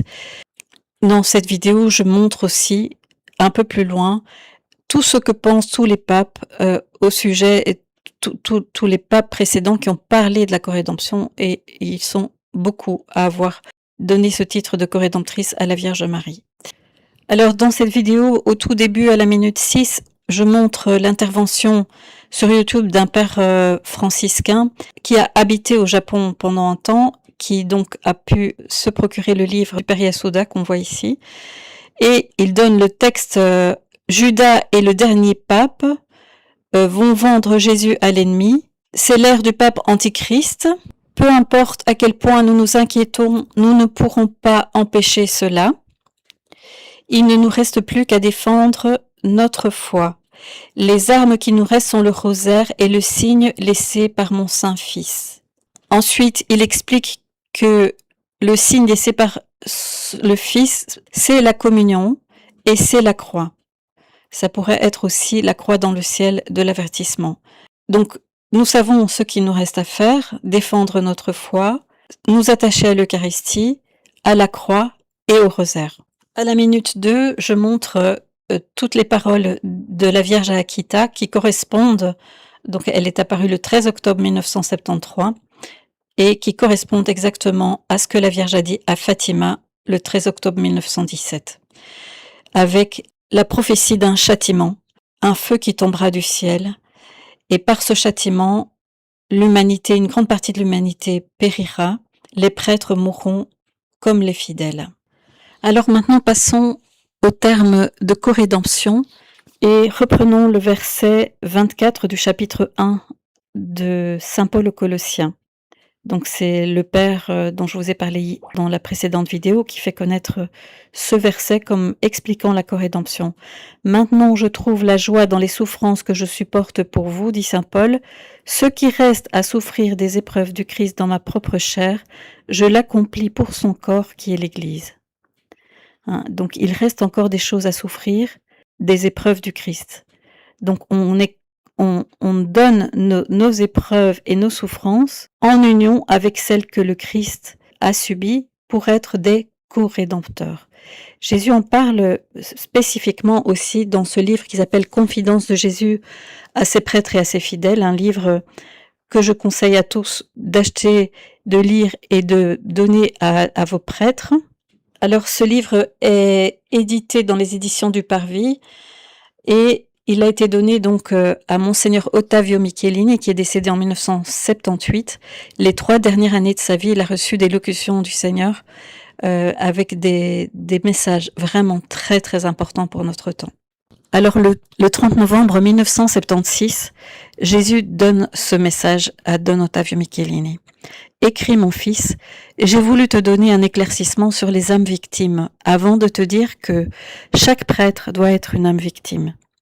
Cette affirmation suscitera chez beaucoup une surprise, chez d'autres de l'étonnement, chez d'autres de l'incrédulité, c'est-à-dire que cette vérité provoquera des réactions diverses correspondant aux divers états d'âme de ceux qui liront ces messages.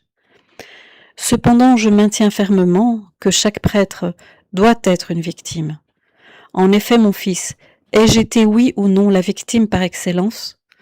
Dis-moi, mon fils, est-ce que je ne suis pas la victime pure, sainte et immaculée, qui a apaisé la colère divine, satisfait à la divine justice ? Et qui est le prêtre, sinon un alter Christus ? Qui sont les prêtres, sinon mes naturels corédempteurs ? Et quelle corédemption serait donc possible, sinon en se faisant victime comme moi, je me suis fait victime pour votre salut ? N'ai-je pas été moi souverain prêtre et en même temps victime, qui me suis immolé moi-même pour la vie du monde ? Fils, dans un précédent message, est expliqué clairement la participation que doit avoir le prêtre dans la célébration de la Sainte Messe. Et je t'ai dit, gare aux prêtres qui un jour découvriront qu'ils ont été dans la Sainte Messe des protagonistes inconscients, passifs et présents seulement matériellement, au lieu d'être consciemment présents, consentants et participants avec moi. Furent présents sous la croix et sont présents avec moi à chaque Sainte Messe, ma mère et Saint Jean. Alors, je vous invite à lire l'entièreté de ce message. Je vais mettre un PDF ici en pièce jointe, en description de la vidéo, pour que vous puissiez lire l'ensemble du message.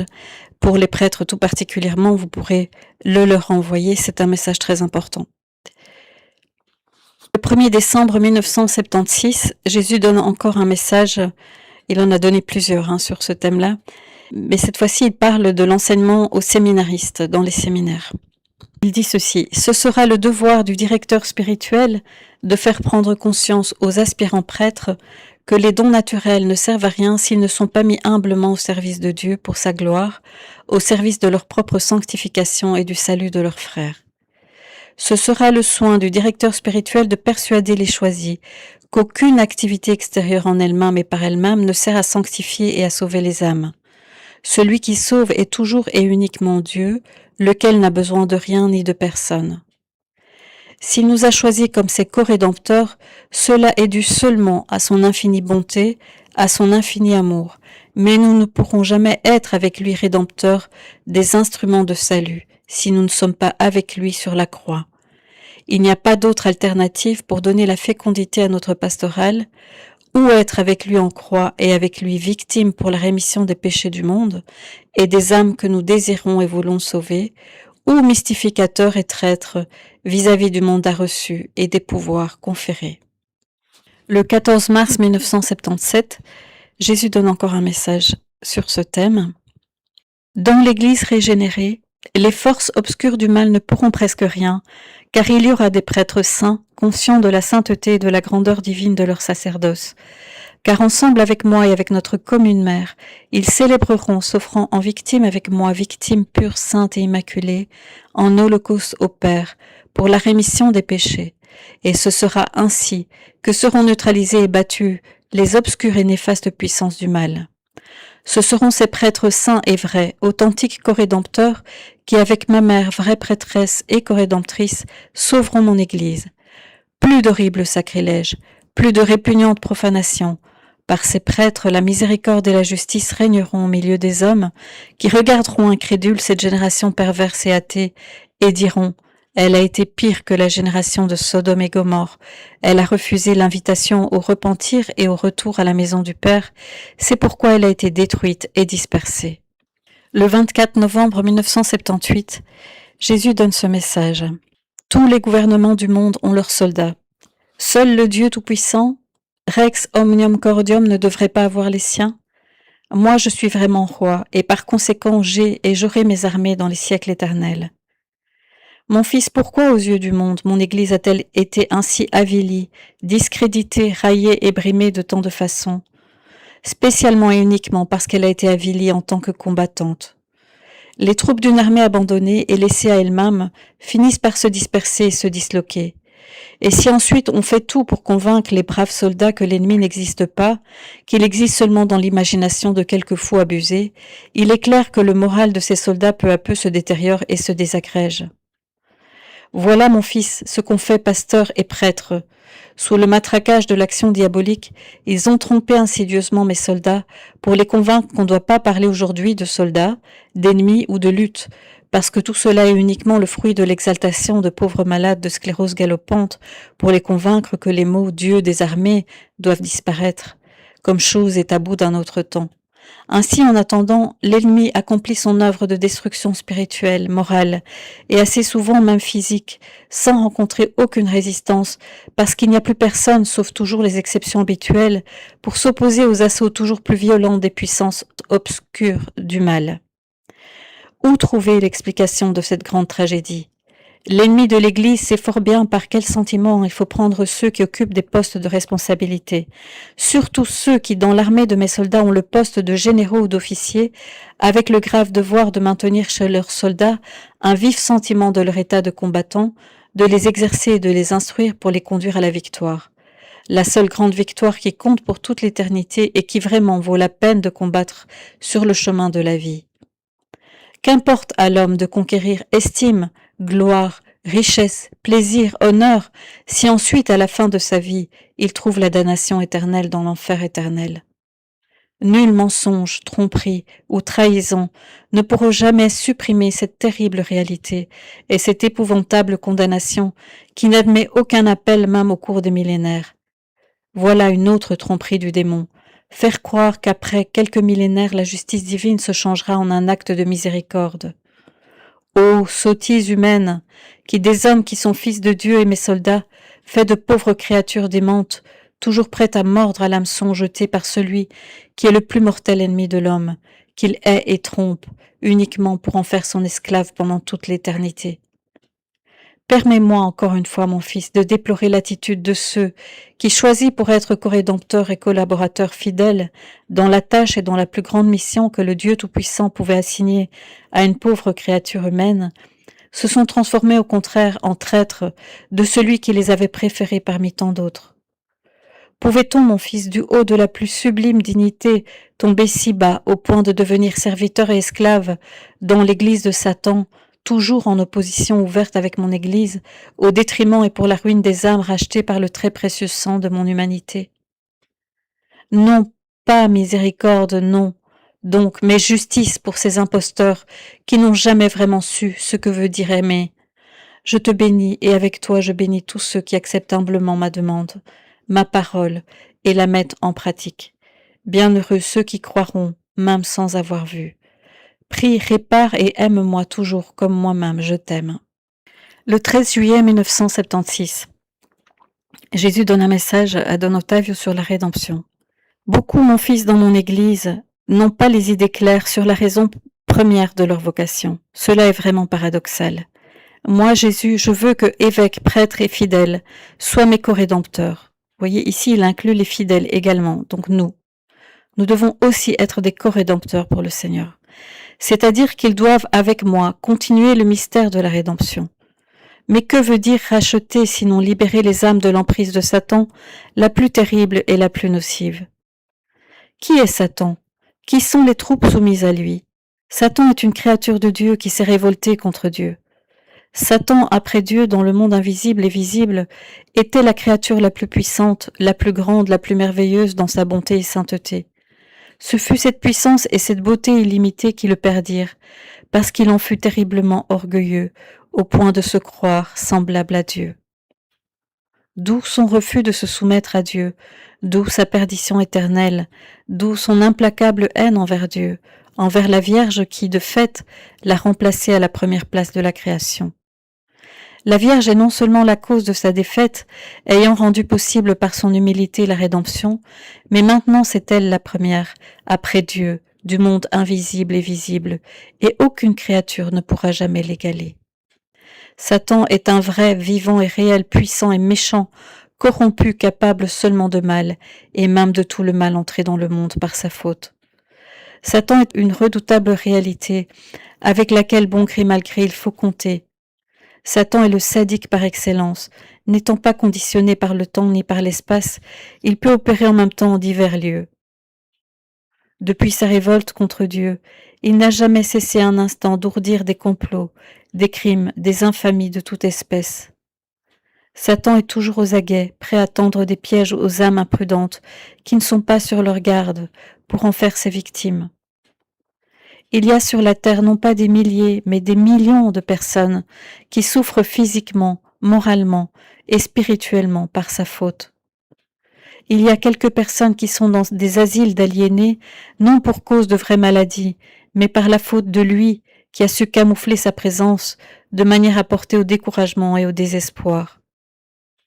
Il tient le monde sous son odieuse tyrannie, et le monde stupidement n'y croit pas. Ce qui a été dit de Satan peut se dire des innombrables troupes de ses partisans, à un nombre impressionnant. Racheter veut dire délivrer de l'esclavage, c'est-à-dire libérer les âmes de cette odieuse et perverse tyrannie. Moi, Jésus, je me suis fait chair pour cela, et pour cela je renouvelle le mystère de la croix, dans le mystère de la Sainte Messe. Je perpétue ma présence dans le monde, dans les tabernacles, mystère d'infinie humilité. Satan est orgueil démesuré. Moi, Jésus, je suis infinie humilité.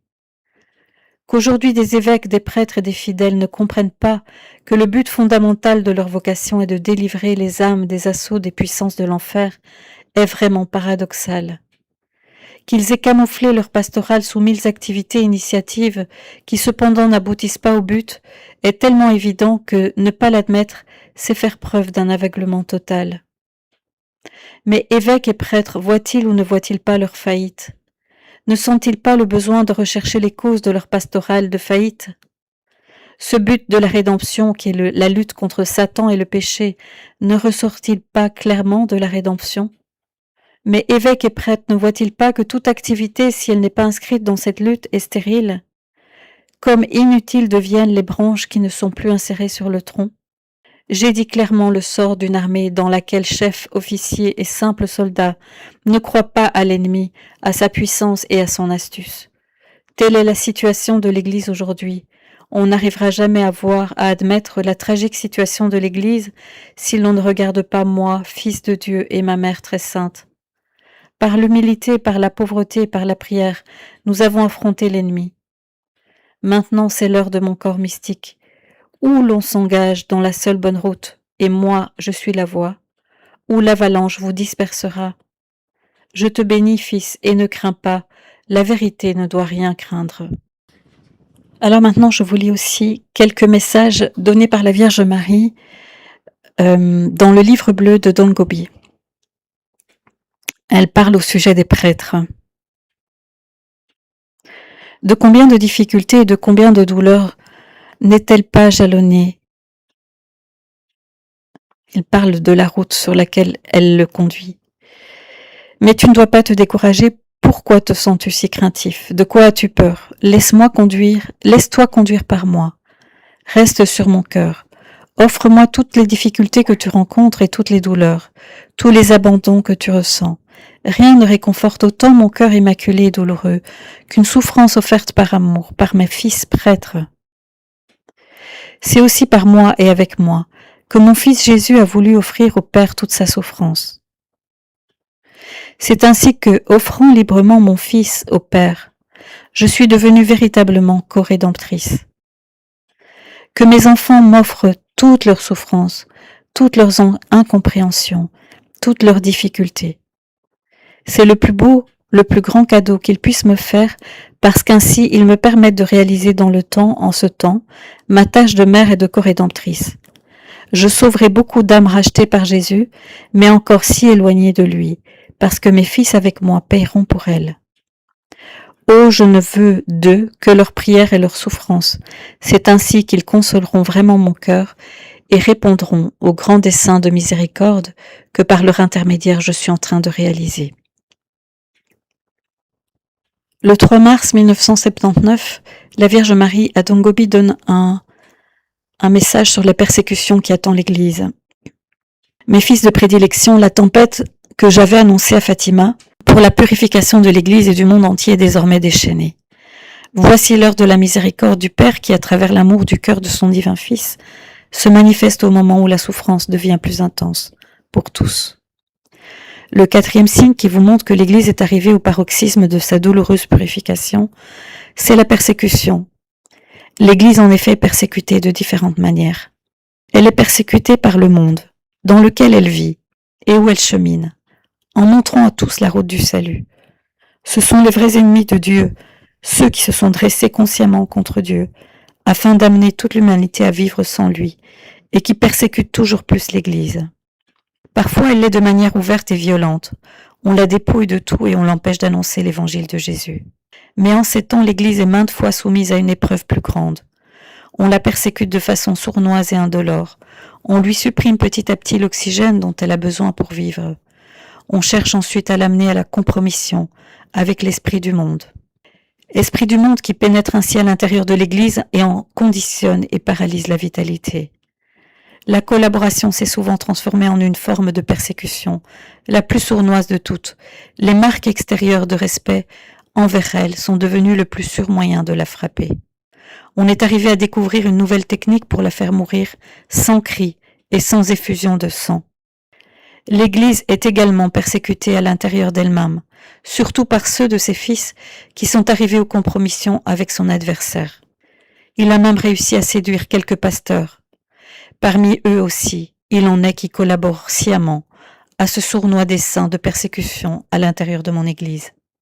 Mes fils de prédilection sont appelés à l'épreuve de se sentir parfois entravés, marginalisés, persécutés par certains de leurs propres confrères, alors que ceux qui sont infidèles bénéficient d'un champ d'action large et facile.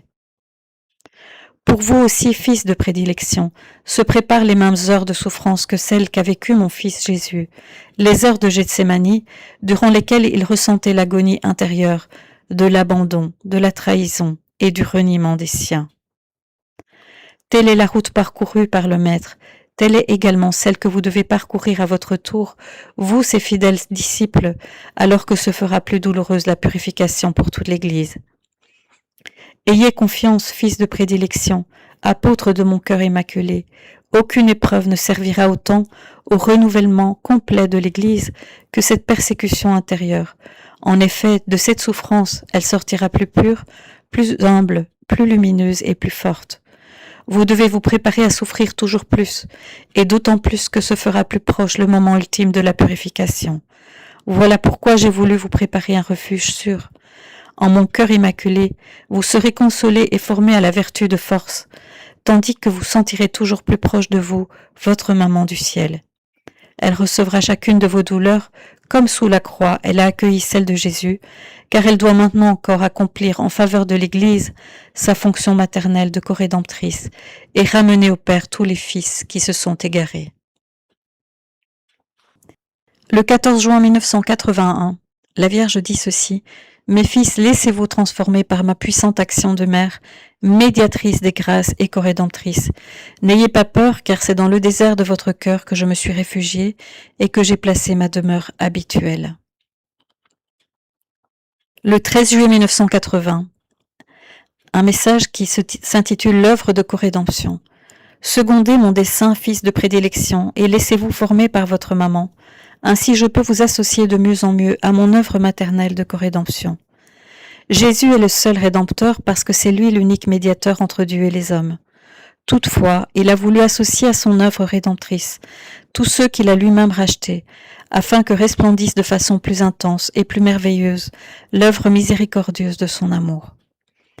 Ainsi vous, qui avez été rachetés, vous pouvez coopérer avec lui à son œuvre rédemptrice. En vous, qui lui êtes si profondément unis au point de former son propre corps mystique, il peut cueillir, en votre époque, le fruit de tout ce qu'il a accompli une fois pour toutes au calvaire. Je suis pour vous le modèle parfait de votre coopération à l'œuvre rédemptrice de mon Fils. En effet, parce que mère de Jésus, j'ai été par lui intimement associée à sa rédemption. Ma présence sous la croix vous dit comment mon Fils a voulu unir de façon parfaite sa mère à sa grande souffrance au moment de sa passion et de sa mort pour vous. Si la croix a été son gibet, la douleur de mon cœur immaculé a été comme l'autel sur laquelle mon Fils a offert au Père le sacrifice de la nouvelle et éternelle alliance. Parce que mère de l'Église, Jésus m'a aussi intimement associée à l'accomplissement de la rédemption qui s'actualise au cours de l'histoire, afin d'offrir à tous les hommes la possibilité de recevoir le salut qu'il vous a obtenu au moment de sa sanglante immolation. Ainsi, plus nombreux sont les hommes qui parviennent au salut, plus se réalise le chef-d'œuvre de son amour divin. Ma tâche maternelle consiste à aider de toute manière tous mes enfants à parvenir au salut et à coopérer de façon particulière aujourd'hui encore à la rédemption accomplie par mon Fils Jésus. Ma fonction de mère et de véritable corédemptrice se manifestera à tous. Je veux maintenant exercer cette action à travers vous, mes fils de prédilection. Voilà pourquoi j'ai voulu me retirer dans le désert de votre vie, où j'ai assuré mon refuge. Là, je vous forme en maman, afin qu'à travers vous, je puisse accomplir la grande œuvre de corédemption. Je vous appelle donc à la prière, à l'offrande parfaite, à la souffrance, à votre personnelle immolation. Je vous conduis sur la voie de la croix, et doucement je vous aide à gravir le calvaire, afin de vous transformer tous en hosties agréables au Père pour le salut du monde. C'est le moment de mon action silencieuse. Dans le désert de votre vie, j'accomplis chaque jour le grand prodige de votre transformation progressive, jusqu'à ce que chacun de vous puisse revivre Jésus crucifié. Quand mon action sera accomplie, alors apparaîtra à toute l'Église la grandeur du dessein d'amour que je suis en train de réaliser. Aujourd'hui, mon œuvre miséricordieuse de corédemptrice est devenue plus que jamais nécessaire et urgente. Tous reconnaîtront la tâche que la très sainte Trinité m'a confiée. Je pourrai exercer pleinement mon grand pouvoir afin que resplendisse partout la gloire de mon Fils Jésus lorsqu'il instaurera parmi vous son glorieux règne d'amour.